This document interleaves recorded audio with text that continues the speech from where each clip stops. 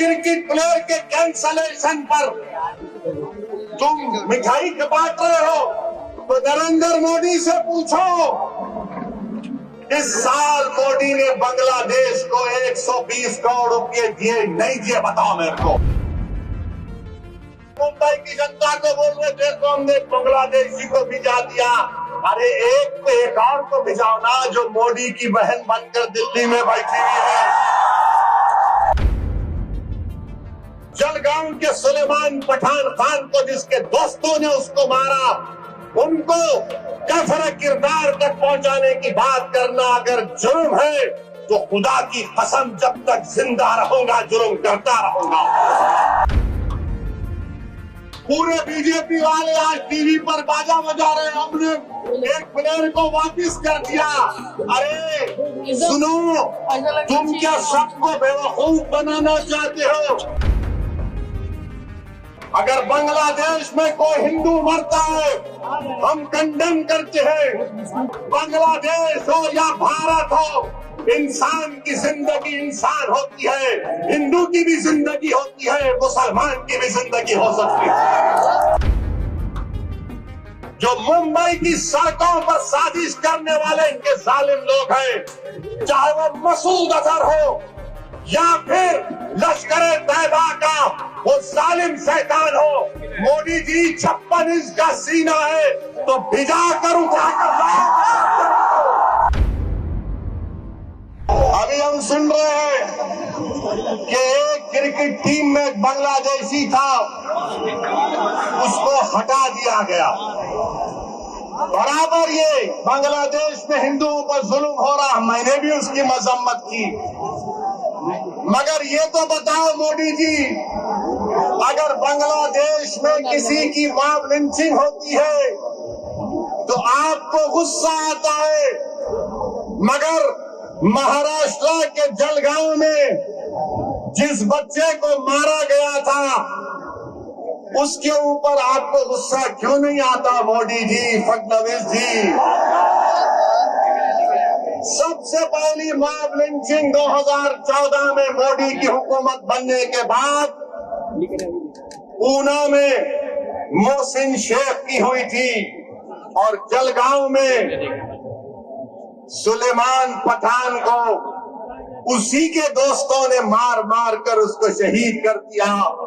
अगर बांग्लादेश में कोई हिंदू मरता है हम कंडेम करते हैं, मारने वालों को जालिम कहते हैं।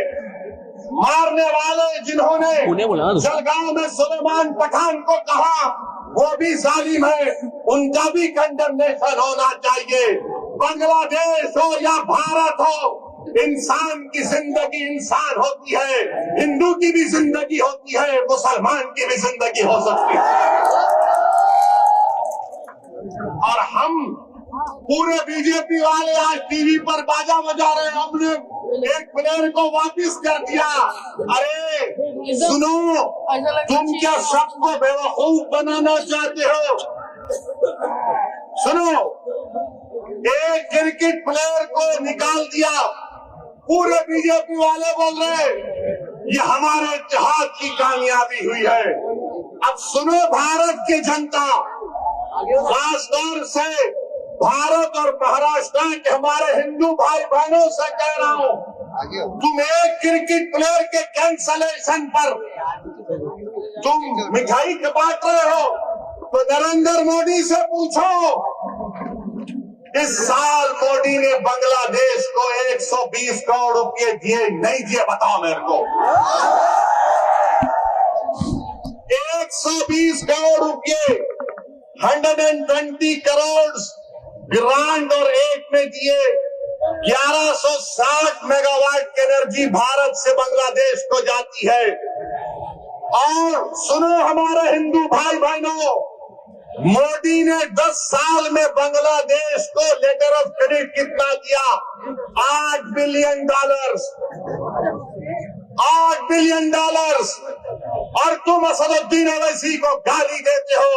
सुनो, मैं किसी मजहब का खिलाफ ना कभी रहूंगा इंशाअल्लाह ताला, मगर अगर मजलूमों से इंसाफ का मुतालबा करना अगर मोहसिन शेख के कातिलों को सजा दिलाने की बात करना, अगर जलगांव के सुलेमान पठान खान को जिसके दोस्तों ने उसको मारा, उनको कफर किरदार तक पहुंचाने की बात करना अगर जुर्म है, तो खुदा की कसम जब तक जिंदा रहूंगा जुर्म करता रहूंगा। और वो क्रिकेट प्लेयर के थ्रू, वो क्रिकेट प्लेयर, वो टीम ने उसको 10 करोड़ में खरीदा। आपने बांग्लादेश को 120 करोड़ रुपए 2025 में दिए एड और ग्रांट में। 1160 मेगावाट पावर बांग्लादेश को भारत से जा रहा है। और 10 साल में मोदी की हुकूमत ने एलओसी दिया $8 बिलियन का, $8 बिलियन का। और तुम नफरत करते हो मुसलमानों से। मैंने पार्लियामेंट में खड़े होकर कहा था कि बांग्लादेश की, हमारे हिंदू भाई बहनों की मंदिरों का तहफ्फुज होना चाहिए।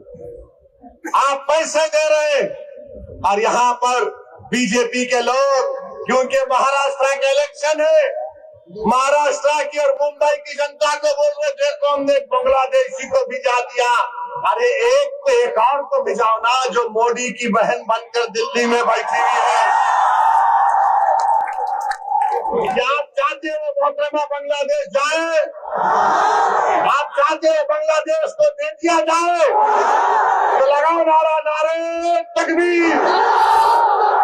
मोदी जी सुनो, ये आवाज आ रही है, लेके जाओ, उसको निकालो, उसको पहुंचाओ बांग्लादेश। और दूसरी बात अभी खत्म नहीं हुआ मोदी के ऊपर। आज हमने देखा कि वेनेजुएला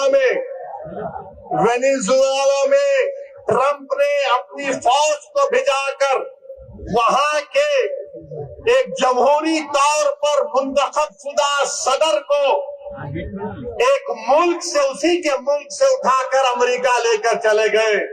नरेंद्र मोदी जी, अमित शाह, देवेंद्र फडणवीस, जब ट्रंप अपनी फौज को भिजाकर वेनेजुएला से कदमी को उठा सकता है, जब सऊदी अरब यमन में मुखल्ला के पोर्ट पर बमबारी कर सकता है, मोदी जी हम आपको कह रहे हैं, आप पाकिस्तान में भिजाकर जो मुंबई की सड़कों पर साजिश करने वाले इनके जालिम लोग हैं, चाहे वो मसूद अजहर हो या फिर लश्कर तैयबा का वो जालिम शैतान हो, मोदी जी 56 इंच का सीना है तो भिजा कर उठा कर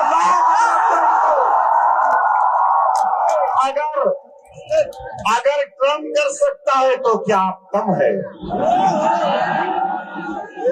जब ट्रंप कर सकता है तो आपको भी करना पड़ेगा, क्योंकि मोदी ने कहा था अब की बार ट्रंप सरकार।